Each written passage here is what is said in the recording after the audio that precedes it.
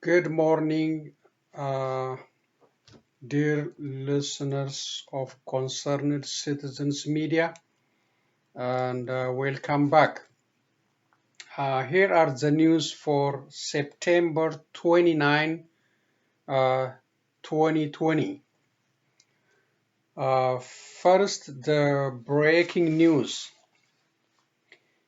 Ethiopia is in chaos under Abiy Ahmed's leadership. Abiy Ahmed removed all 45 in total publicly elected representatives and the leadership of Benshangul Gumuz region in Matakkal zone and replaced them by unelected Prosperity Party friendly or supporting individuals. The region's residents were not consulted about this dictatorial decision.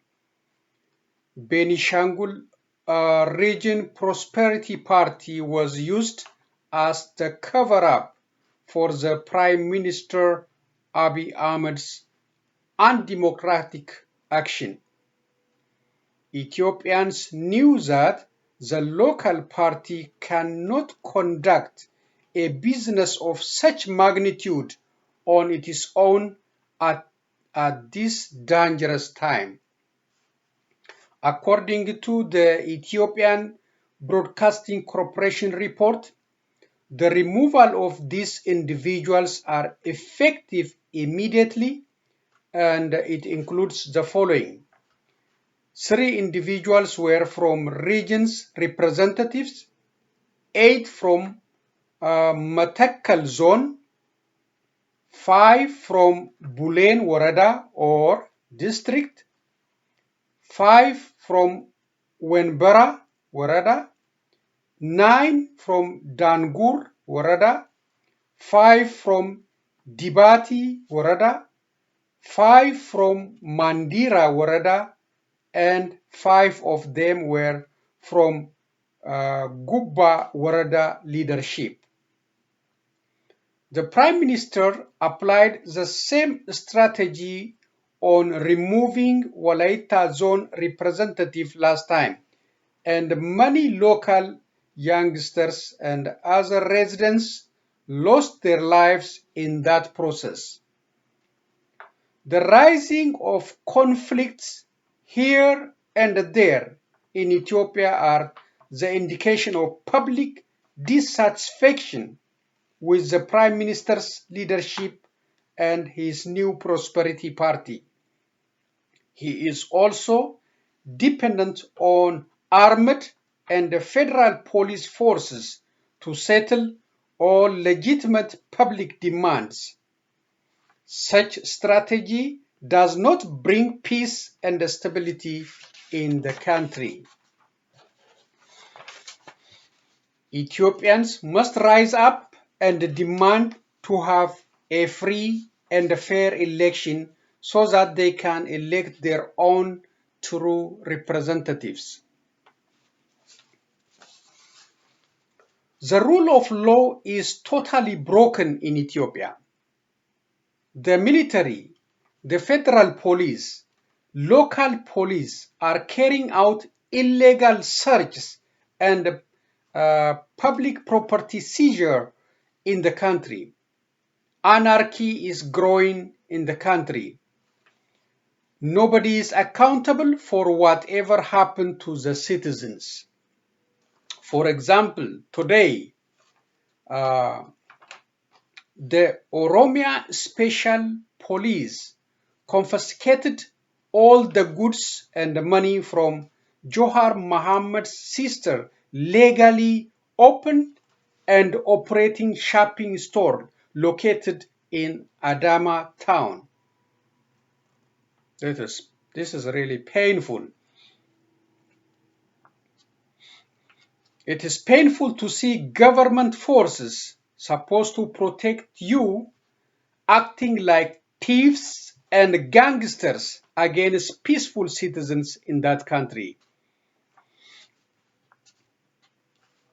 People are jailed indefinitely and denied court-approved bail bonds for their releases, and fake countless accusations against political opposition figures like Johar Mohammed, Bakkala Garba, Hamza Borana, and other politicians and ordinary citizens are common.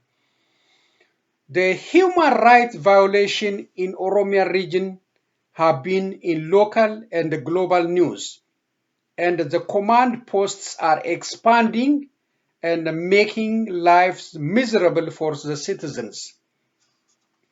Ethiopians and the global communities must act quickly to end the suffering of the ordinary citizens under Abiy Ahmed leadership. We must stand together and speak with one voice against this authoritarian regime in Ethiopia before too late. If we do that, we can bring peace and stability in Ethiopia for all Ethiopians, and we can make Ethiopia a more friendly nation to the global community. So this is Ethiopia is becoming a country of anarchy and gangsters, and the government forces are acting like uh, thieves and the gangsters, and it's becoming common. The police is confiscating uh, money from farmers, traders, and other ordinary citizens, and now they just going after your family, just like they did against Johar Mohammed sister. They arrested him, and so they went after her so that they cannot be able to help him, uh, for buying food, whatever he needs in the jail. So this is a different kind of leadership we have. We never seen such kind of situation under TPLF. These are, I think they are, they are urgently requiring us to act in whatever ways to remove them from power. These are totally dangerous if they stay in power. They are extending their command posts everywhere. They are using police force, the military for every conflict, for every legitimate questions. So that's a very dangerous move. So we have to demand election, and we have to demand the release of all these politicians, and we have to keep our pressure globally and internally to change this system. If not, that country is in a wrong direction and the wrong leadership. Oromo movement for peace, justice, equality, and freedom continues. Oromo Americans in Minneapolis, Minnesota came out again on Friday in a huge number and repeated their calls for the release of all Oromo political prisoners and to the end of Abiy Ahmed leadership. They raised the Oromo flag again in Minnesota, just like in the past. They also received the local Black Lives Movement support for their movement. The Oromos Grand Rally is also coming up in Washington, D.C. on October 1st and 2nd. All Oromos are invited to attend and be the voice for the voiceless Oromos in Ethiopia.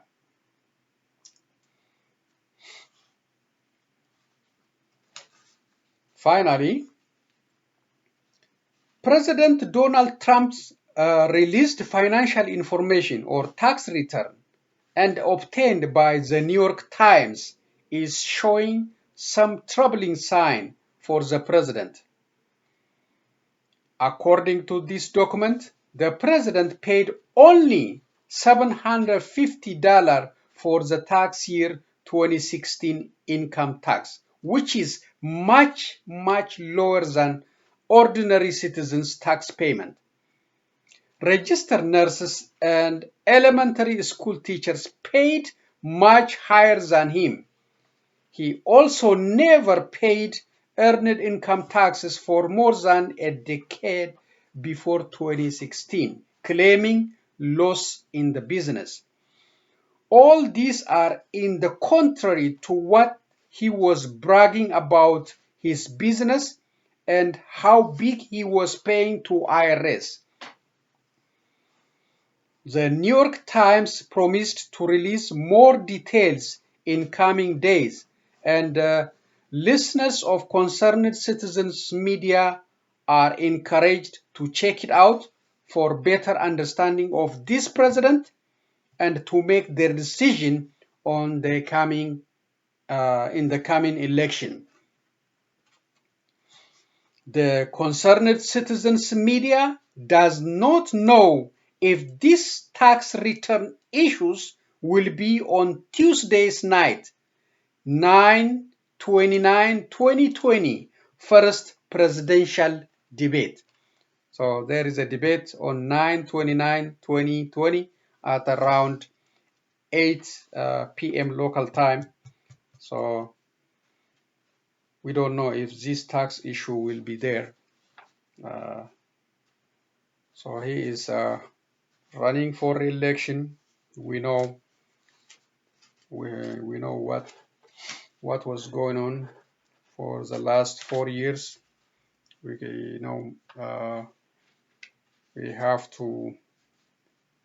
have to use our right to vote. We have to exercise. This is a freedom. We have to exercise it very well and vote the leadership for the next 4 years.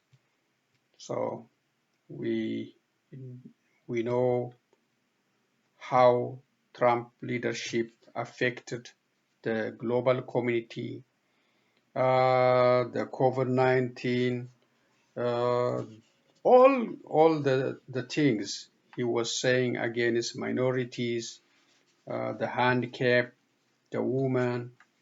So we clearly know what kind of person he is. I hope we will have a different leadership in the coming 4 years. So we have to get ready. It's coming up. It's just November 3. It's just about a month or something. So we have to get ready and remind all our families and friends and vote somebody better for the country and for the global community. So, and you are encouraged to see more details about his tax return and other issues and make a decision on your vote. So that's all I have for today, but before I conclude, I'm gonna share with you a little bit from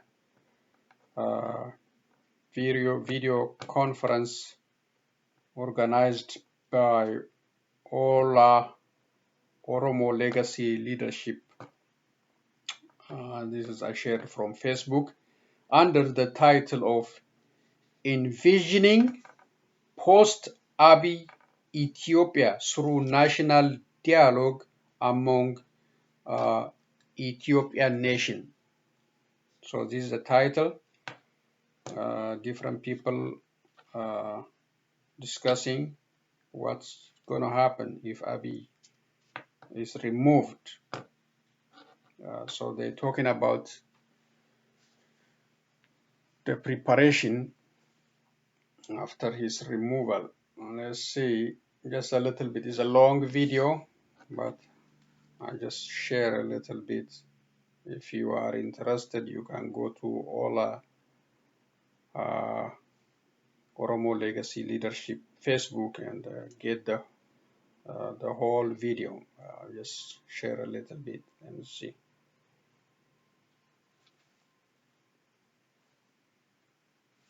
Please play. Equality and justice for all marginalized people. So Tamam Waritui is with us today, and he's going to give us keynote speech. And so, Tamam, you are welcome. Tamam. Hello, Tamam. Can you guys hear me now? Can you hear me? Yes. Okay. Thank you. Sorry, I was muted. Thank you so much, Dr. Tafari, for your introduction. And I'm very happy to be here. And good morning, everyone. Let me start out by saying thank you to the organizing committee, the people who have worked tirelessly to bring all of us together and for this 3-day virtual conference. I know I've spoken to some of you, and I know what it takes to put something like this together, with the logistics and bringing everyone together. So you guys have done an amazing job, and I had an opportunity to listen to some of the presentations and discussions from yesterday, and it was I found it to be fruitful and extremely informative. So I appreciate it, and as Dr. Tafari referred to, today is also, from my understanding, is a continuation of yesterday. Rather, actually, Sena was the one that said that. So I'm excited. I'm really excited to be hearing from some of the diverse group that we have here today. And these are the people who really understand and are immersed in their community, and so know and understand the challenges that their communities are going through, their groups are going through. And I think that is our common denominator. That's what brings us together as people who are historically marginalized. So it's an amazing opportunity for all of us to come together, and this would not have happened without the hard work of the people, particularly the Sena team, the Olla group. So thank you for your hard work once again. So I know it's I confess that as a speaker, as a public speaker, I'm used to, I'm accustomed to speaking for a long period of time. Actually, when I do a leadership training, I do a 10 hours of a training. So I'm having difficulty to try to convey my message in a short, time frame. But I promise I will do my best. So let me start out with by saying no one can dispute the fact that as a country, I think as people, we are at a critical crossroad, right? The current regime, led by a seemingly unstable leader, has put the country in a precarious position. Since the assassination of our brother Haj Al Hundesa alone, the regime has imprisoned thousands of young people, as well as almost all his formidable political opponents. And I just received a message on OMN that Jawar and Bakala Garba are actually being sent to prison as we speak right now. And that this is one of the devastating news, right? And also, the security forces, as you all know, have killed hundreds of peaceful protesters, have literally militarized many parts of the country, particularly the Oromia region and the Walaita region. And this is not an exaggeration in any way, but the regime has literally turned schools into prisons, right? This is unprecedented in the 21st century. And what is ironic about this is that is the fact that this is a man who was once awarded a Nobel Peace Prize and was perceived to be a reformist. So was a deteriorating economy due to the transportation boycott, and that has been led by the young Oromo activists. Massive unemployment rates. I think about 21 to 22% right now. The pervasive human rights violation, and the ethnic tensions, often perpetuated by the government itself, and the in many of the historically marginalized groups, asking for their rights. Right? We have the Walaitas who are struggling to have their own and to be recognized as a state. The question of Sidamas is yet to be answered. And on top of that, you have the Tigray region's defiance of the federal government, and they just held an election, as you guys know, and the people have chosen their leaders, right? Freely elected their leaders, which has not sat well with the federal government. And according to some analysts, as you guys know, this could certainly lead to some sort of conflict in the region. So when taking all this into account, I think it is safe for us and for anyone to conclude that Ethiopia right now is like a pressure cooker, right? On the verge of explosion. But the question is, though, why should anyone care, right? Why should particularly the international community care about what is taking place in Ethiopia today? And what are some of the implication for countries like United States, the European countries, even China, right?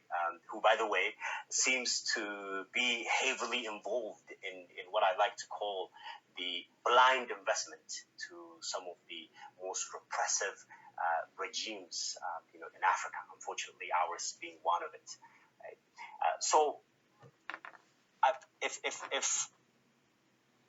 If I can, I would like to discuss briefly just a little bit about why I believe it is in the best interest of the U.S., the EU, and China that Ethiopia remains stable, right? And let me start out with the obvious one, right? We have Europe, and I think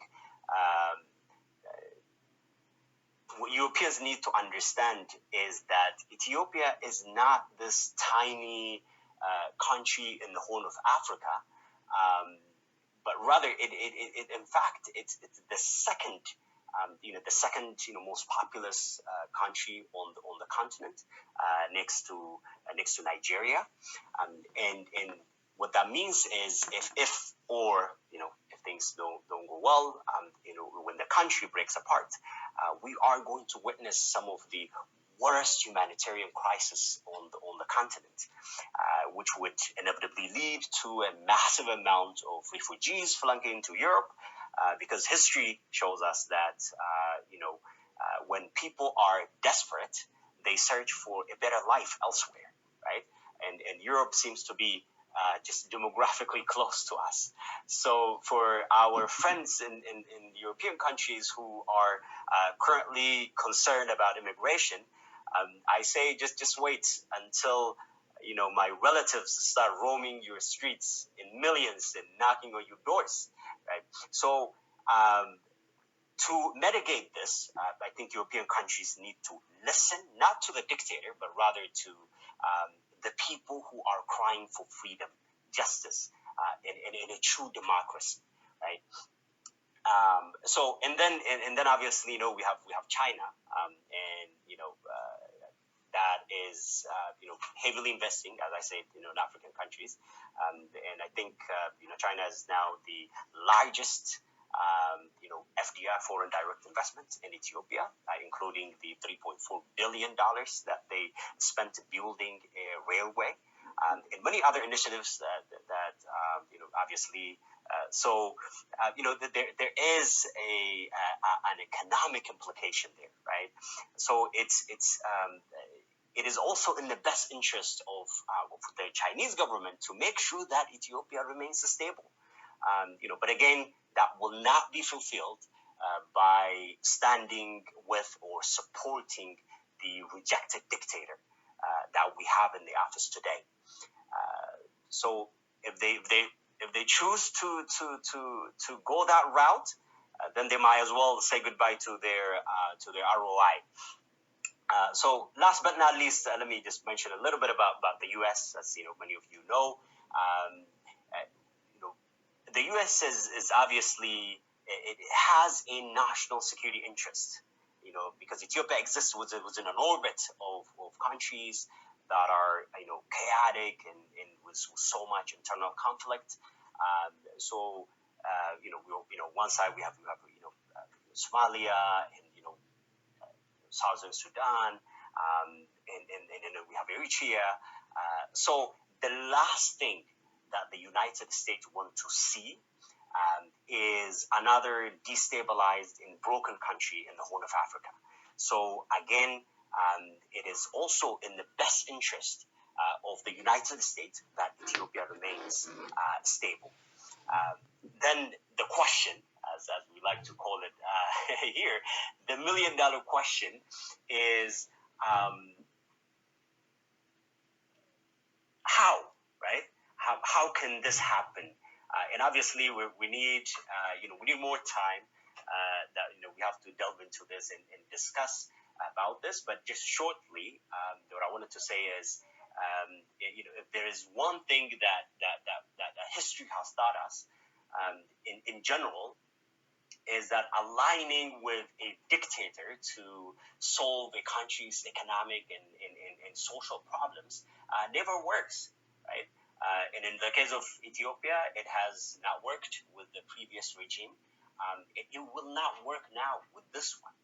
So it is imperative that the international community, particularly the three giants that I've mentioned, number one, pay a special attention to what is unfolding in Ethiopia today, and number two, stand with the people of Ethiopia, right? Particularly those who have historically been marginalized and oppressed, and are now struggling for freedom, equality, justice, and democracy.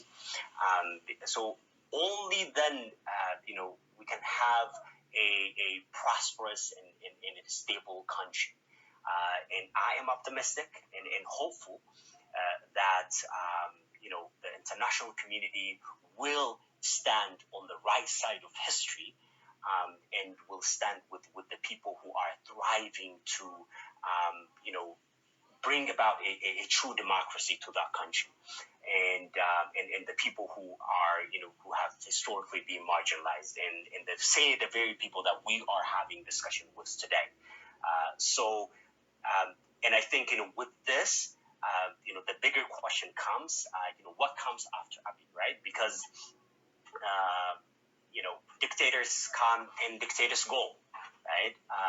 We have one before, and now that's gone, and now we have another one. So the question should be not how can we align with this dictator, but rather how can we, what will happen once this guy is gone, and how can that country stay together? And I'm going to leave it here. I'm going to keep it short, but I'm really excited and I'm honored to be among various groups, a diverse group, a group that embodies the true Ethiopia, and I'm very excited on the discussion that we will have. All right. Thank you very much, Tamam. You are right, actually. Both USA, European Union, and China, if they don't actually think about how they are dealing with Ethiopian government, then they are going to see with a very fragile state in Horn of Africa. Thank you. So now we go to our panel. But before going to our panel, let's pray for the ardent Afari nationalist. His name is Sultan Humphrey Ali Mirra, and his relative is with us. I hope he will give us opinion after the panel discussion. But for 1 minute, let's pray for him.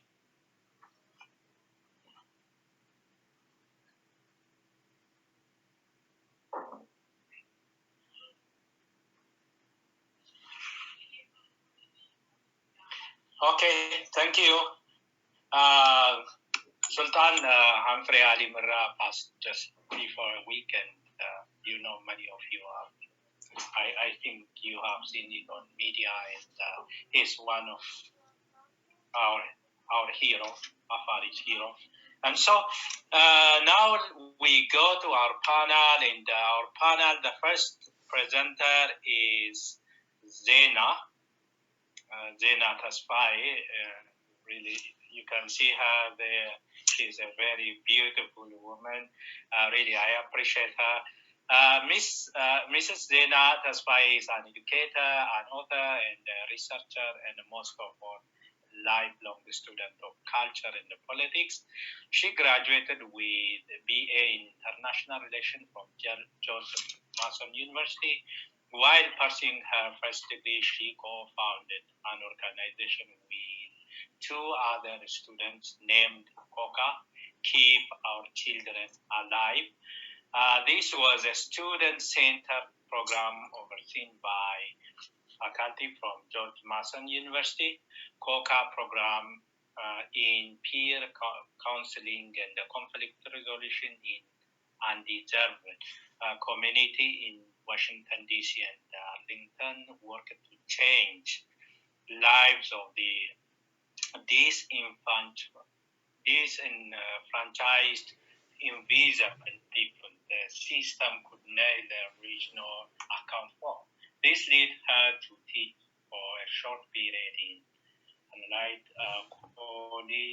Kelly Magnet School. Upon graduation, Zena took 1 year off to do independent research on Ethiopian student movement, mainly a mentor from the Library Congress. She went back to her alma mater, where she pursued her studies in Ethiopian Byzantine art history. She embarked with the full support of her very eager academic advisor.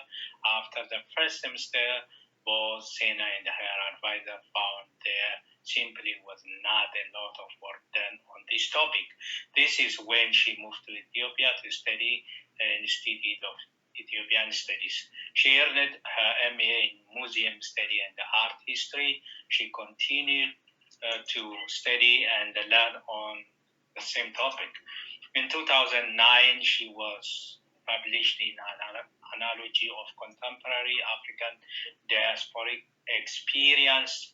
Zena is certified medical interpreter, currently working as a private consultant for Johns Hopkins and Kennedy Kiger, specializing in language acquisition.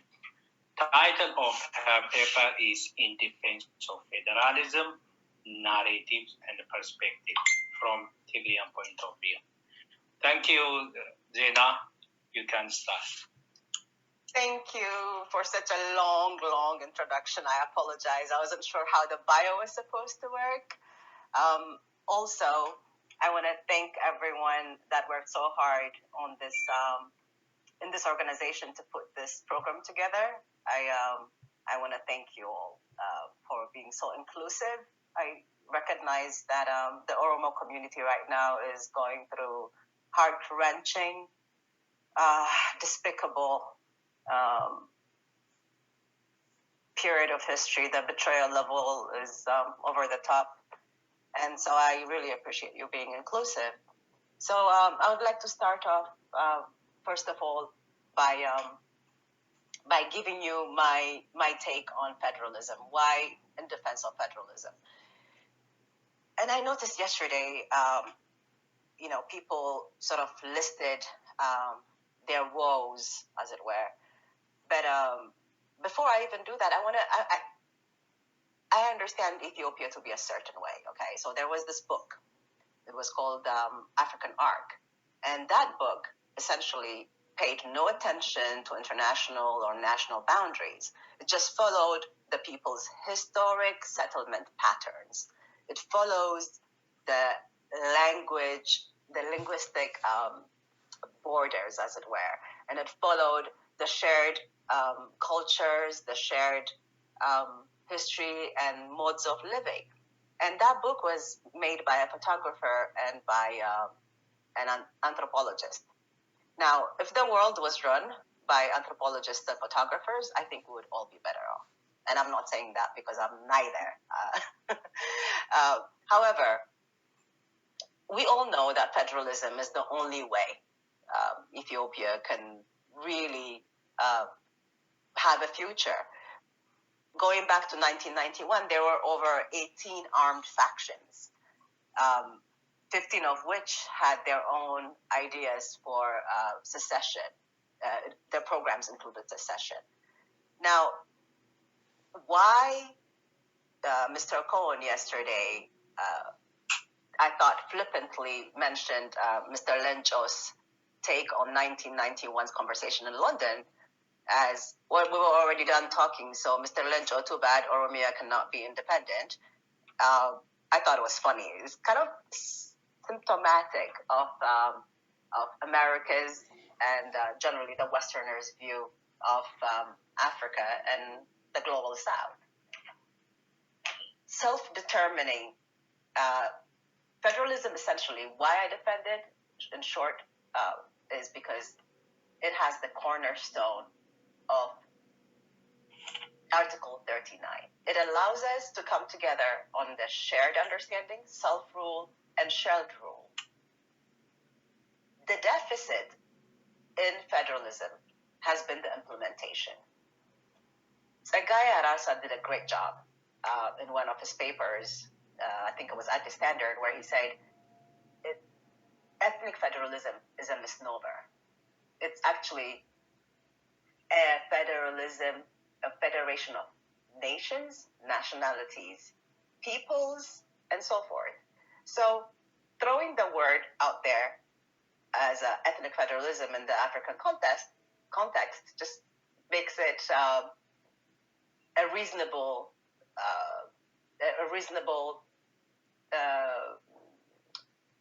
negative. It has enough negative connotation for pan-Ethiopianists to take and say, okay, no, we want the centripetal forces to overtake.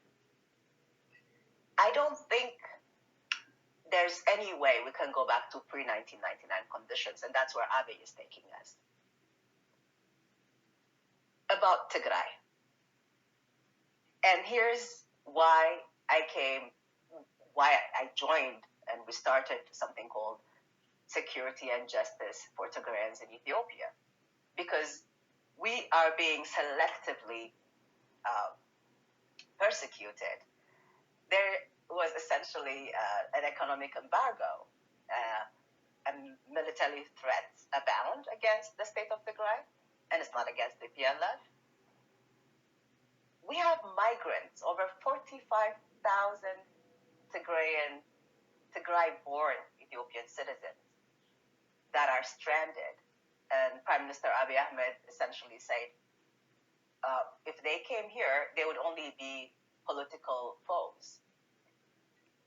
Amnesty International's report on Amhara regions and Oromia regions did not even cover the full scale of destruction and loss of lives. But it didn't even mention Tigray. It's as if we are invisible. No one will speak for us. Part of justice to me is being able, and I think Jawar said this best at one point where he said, if you're being hurt, somebody else should be speaking for you. You shouldn't be the only one to speak for yourself. Now, when Army Chief of Staff and his friend were killed, there was an outcry only mainly in Tigray. the Amara presidents were killed, there were outcries in Amara region. So this polarization and the recent declaration by the president of Genocide Watch that Ethiopia is on step 6 of genocide, to me is very accurate. It's obvious that we have reached polarization that that actually competes with Cameroon. And I bring Cameroon in here to say because in 2017 November, I was in Addis Ababa, where I... Okay, so that's a discussion on OLA, Oromo Leadership Organization. It's a little bit older, but if you are still interested to listen, you can go to their website, OLA Facebook. It is over there. You can listen to it. It's interesting. They are making argument why federalism is important, why the international community help us in fight against Abiy for their own benefit, like Waritu making argument why the Europeans should act, why the America should act, why China worry about, why they must worry about the situation in Ethiopia. He is making good argument for the global community to help our causes. So it's a very interesting discussion. I think it is designed for the global community, English speaking. So if you are interested, you can watch the whole program. But for me, this is just enough. Thank you for coming back to Concerned Citizens and spending your time with me. Until next time, be safe and so long, everyone.